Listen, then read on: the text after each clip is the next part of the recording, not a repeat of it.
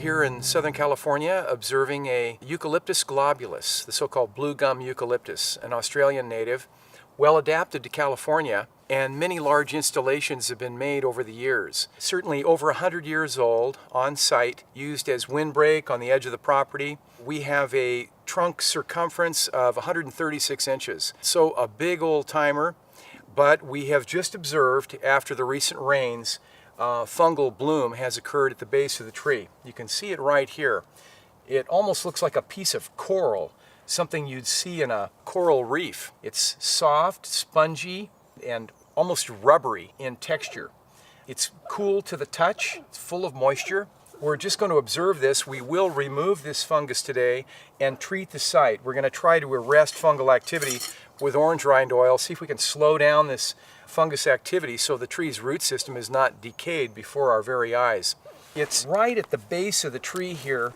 You can even see where the fungal bloom has entrapped a piece of shed bark here, and it just decomposes whatever it wants, whatever it can. And so you can see that it's just using this as a kind of a matrix. It's attached right to this bark, to the main stem, right to the side of the trunk. And so, of course, we realize this is a decay organism, and we don't want it to decay the root crown flare of this landscape tree. So, interesting to observe. Many times these will occur after a rainfall.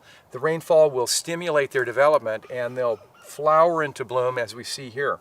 There's literally thousands of species of fungi.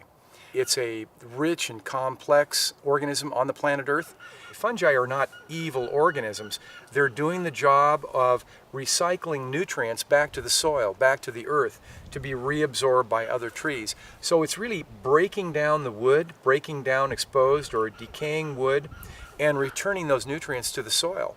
So fungi plays an important role in the environment.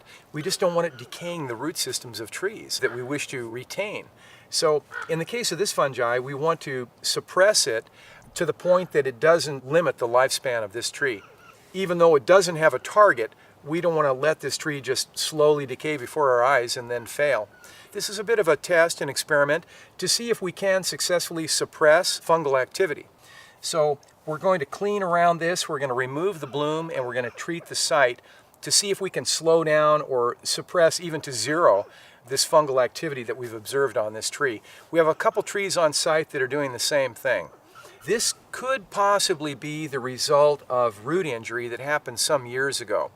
We know that a trench did go through this area a long time ago. There was underground electric that came out this way, and it's possible that this is actually originally caused by root injury of a trench. So we're going to go ahead and remove this. Many times the emergent site is a very small area. The size of this bloom makes it look like this is all engaged into the tree, but actually a very small area where it's rooted is going to be our treatment site. The smaller the better. Wow, look underneath. Look at those colors. Amazing, vivid, iridescent. And there's the bark right through the fungal bloom. We have actually a secondary site right here. It's possible that this is just growing on the bark itself. That would be our hope. Because we're to fairly firm wood here, and we have a very, very localized site, 2.5 inches in diameter right here. This is possibly very superficial. That's what I'm hoping, that it's just attached to decomposing bark on the surface here and is not seriously threatening the tree. That's our hope. So we're going to shoot this with our orange rind oil, and we're going to treat this other site too. We have treated our site now with the orange rind oil. We're going to come back and observe this site again and see what changes may occur. This may be enough to suppress this fungus permanently. We're not sure about that. We're going to come back and inspect again.